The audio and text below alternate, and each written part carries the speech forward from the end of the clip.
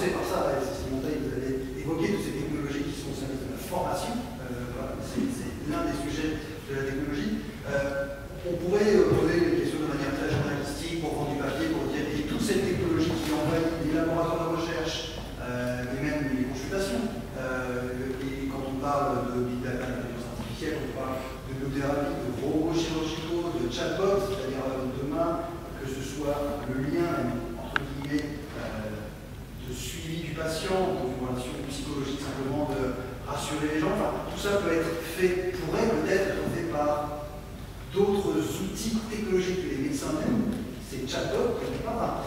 Toute cette technologie-là, on la voit arriver, on sait que les marchés sont considérables, et ça fait vendre du papier. Entre nous, entre médecins, est-ce qu'on peut se dire que dans 20 ans, il restera au médecin lui-même une portion petite, une portion congrue de ce qu'est son métier d'aujourd'hui ou pas? C'est pour vous. Alors moi je pense pas, on a tendance beaucoup à dire aussi que les médecins sont très réfractaires aux technologies. Moi je pense que c'est pas vrai en fait, je pense que c'est simplement comme vous dites, il y a beaucoup de choses qui sortent dans les médias et que les médecins n'y sont pas formés. Et donc finalement le médecin qui déjà souvent travaille beaucoup et qui n'a pas le temps de se former, qui n'est pas formé, qui ne reçoit pas l'information en fait, et qui lit dans la presse demain on n'aura plus de médecins, les médecins sont des vieux dinosaures qui sont voués disparaître, etc. Enfin, lui finalement il a tendance un peu à se refermer comme une huître, mais ce qu'on remarque c'est que quand on informe les médecins et qu'on leur explique la façon dont ces technologies fonctionnent et à quoi elles peuvent servir, ils ne sont pas du tout fermés, c'est simplement qu'il faut leur apporter l'information. Après non, je pense que la technologie ne remplacera pas le médecin. D'abord la technologie c'est un outil, hein, c'est pas une solution en soi. Quand on parle d'intelligence artificielle et d'algorithmes, en fait la machine il faut la nourrir, et pour nourrir des systèmes experts, en fait il faut des experts, donc de toute façon ils ne vont pas tous disparaître. Et la deuxième chose, c'est quand on regarde la façon dont le médecin fonctionne, c'est pas du tout de la même façon de la machine. La machine elle va analyser des données et produire une réponse. Le médecin, quand il a un patient en face de lui, il va certes faire cette partie-là sur laquelle la machine peut l'aider à faire mieux, mais après le médecin a une approche globale de son patient. Un patient, c'est pas juste un symptôme en fait. Un patient, il vit dans un contexte particulier, il a une éducation particulière, il a une compréhension particulière. Et en fait, le médecin, il utilise beaucoup plus que ses connaissances, il utilise de la créativité pour vraiment faire une approche globale du patient qu'il a en face et adapter la façon dont il va lui parler, dont il va lui expliquer les choses, lui réexpliquer les choses une deuxième fois, dont il va le traiter. Il va discuter avec lui des choix à faire. Et ça, la machine ne peut pas discuter des choix avec un patient, c'est pas possible. On peut pas, la machine peut proposer par exemple un choix de traitement, mais quand il s'agit d'annoncer le diagnostic au patient, ça ne peut pas être la machine. Quand il s'agit de faire un choix entre deux chimiothérapies avec un patient, ça ne peut pas être la machine. Et la dernière chose, c'est que de temps en temps, on me dit oui, mais l'empathie, tout ça, la machine de demain, aujourd'hui, avec la reconnaissance faciale, on peut reconnaître les émotions d'un patient. Oui, mais une machine qui répond, qui voit par exemple que le patient a besoin d'être rassuré et qui va répondre d'une façon empathique, mais c'est de la fausse empathie. C'est pas de la vraie empathie humaine, c'est de la fausse empathie qui vient d'une machine. Et ça, pour l'humain, c'est pas perçu de la même façon. L'humain, il a besoin de quelqu'un en face qui comprend ce qui se passe, qui connaît la maladie, qui comprend le traitement qu'on lui propose et qui lui fournisse aussi, une dose d'empathie, qui lui donne de l'espoir, qui lui donne finalement même de l'amour. Et ça, la machine ne peut pas le faire. Donc moi, je pense que c'est pas pour demain. La technologie viendra aider le médecin, elle augmente finalement le médecin, mais elle n'est pas du tout là pour le remplacer. Et c'est pas, pour moi, c'est un non-problème en fait. C'est juste une chose que les médias aiment bien. Ça fait vendre. La question qui va se poser pour nous, c'est quel est l'impact sur le temps de travail de la technologie. On a déjà, et on vit tous, la problématique de l'informatisation. Mes consultations, avant, c'était tous les quarts d'heure, après, c'est toutes les 20 minutes. Aujourd'hui, je ne peux pas faire moins d'une demi-heure. Pas à cause des malades, les malades n'ont pas changé. Moi, je n'ai pas changé. Sauf que maintenant, j'ai l'électronique médicale encore. Et que si je veux faire mes ordonnances, je ne peux plus passer la main à mon assistant. C'est moi qui dois tout faire. Et quand on va arriver en plus, peut-être l'information complémentaire, c'est-à-dire de voir apparaître sur l'écran, tiens, cette situation-là, c'est plutôt, voilà la recommandation scientifique de l'HAS, tout ça. J'ai peur pour moi que ça ne va pas réduire le temps, ça va peut-être améliorer la qualité, mais le problème qu'on va se heurter, c'est la quantité de temps. Comment on va faire pour gérer ça? Une quantité, parce que, je ne sais pas si vous avez vu aux États-Unis, la corrélation entre le burn-out des médecins et l'arrivée de l'informatisation. C'est-à-dire que depuis que Barack Obama a mis les dossiers informatisés, ben, ça a entraîné un peu plus de burn-out. Et c'est ce qu'on voit arriver à l'assistance publique. On a Orbis, on a ce logiciel qui arrive, et tout le monde a une surcharge de travail. Et j'anticipe qu'on aura d'autres informations très importantes. Hein. Le médecin, je suis d'accord, je pense qu'il n'est pas contre du tout. Déjà, moi, quand je fais la visite ou quand j'ai des étudiants, ils ont tous leur iPhone, ne t'inquiète pas qu'ils vérifient tout. Hein. Tout ce que je dis est vérifié online. Et c'est pas gênant. Ce n'est pas gênant parce qu'au contraire, il a l'information et il me demande qu'est-ce que vous en pensez. Tiens, j'ai vu ça. Non, moi, je ne trouve pas ça. Par contre, je voudrais revenir à ce qu'a dit Bruno. Moi, je suis tout à fait d'accord avec lui qu'on a deux mondes. On a le monde de la... On veut tous aller, que ce soit la maladie d'Alzheimer, les rhumatismes, on va tous dans la même direction. On a les maladies qui sont là, il faut s'en occuper. Et comment on va s'en occuper le mieux, c'est l'approche multidisciplinaire. Et les maladies qu'on doit détecter. Donc, dans la maladie qu'on doit détecter, on a deux phases. Qui on doit détecter? Là, je pense qu'on va, chaque discipline, pour peut-être chaque maladie, on va essayer d'élaborer des éléments qui sont les malades détectés. Quand vous achetez une voiture, vous avez dans la voiture, à 18 km, vous devez faire ça, à 20 000 km ça, à 40 km ça.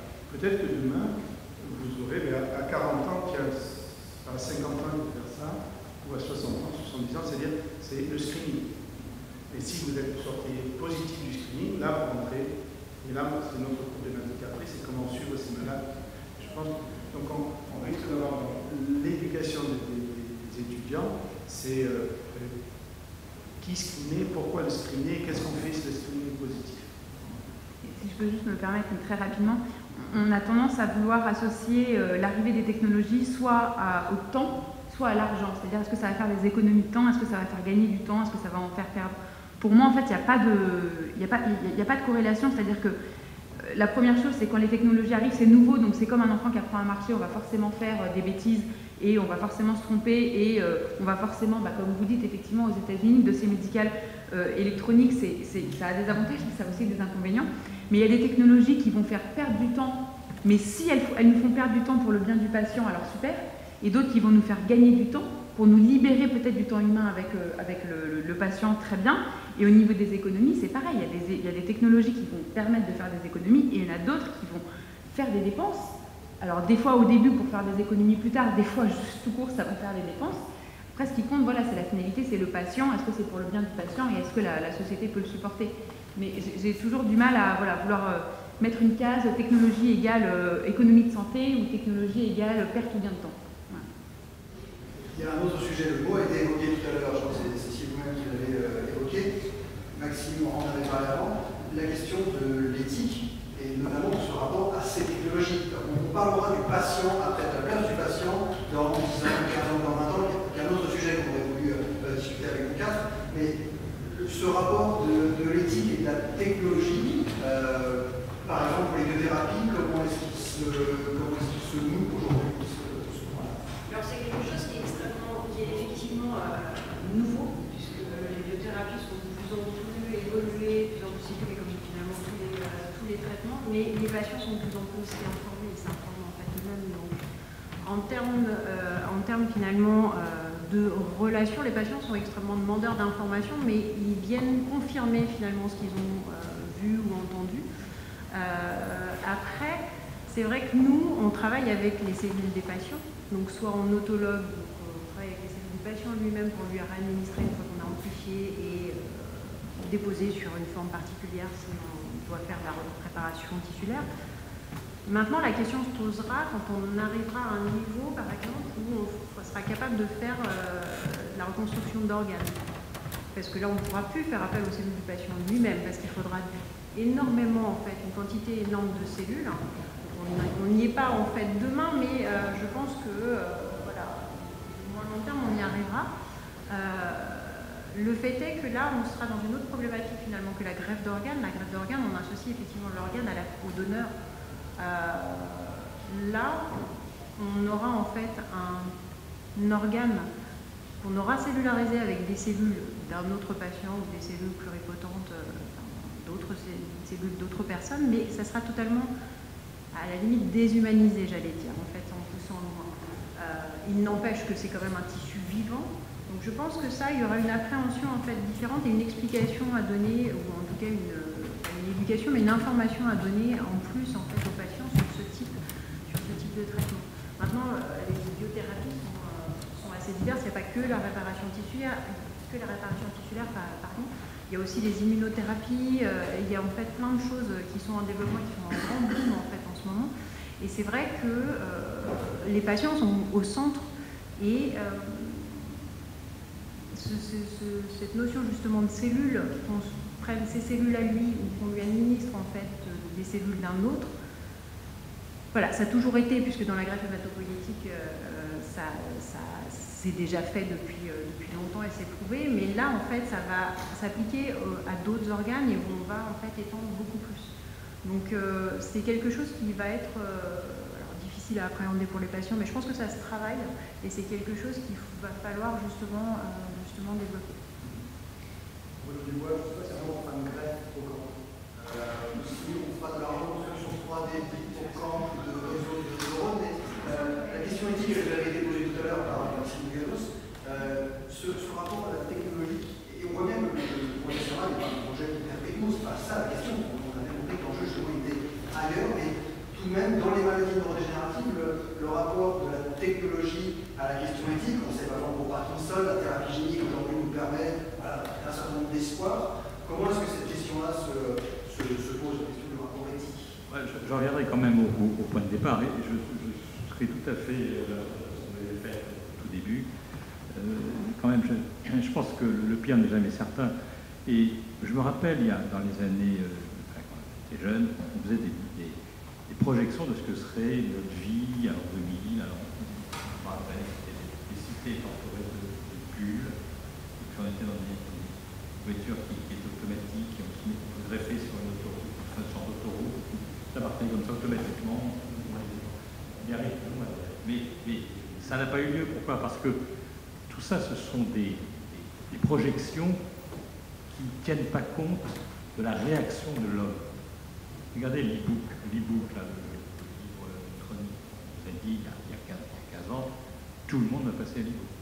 Bon, il y en a certainement qui trouvent ça très agréable, mais ça ne s'est pas imposé. C'est-à-dire qu'il y a une sorte de résistance. C'est ça qui est intéressant, c'est que l'homme résiste, et l'humain résiste. Et dans la relation médicale, je peux vous dire, je ne suis pas psychiatre, je ne suis que neurologue, et je peux vous dire, je suis sûr que c'est la même chose pour toi.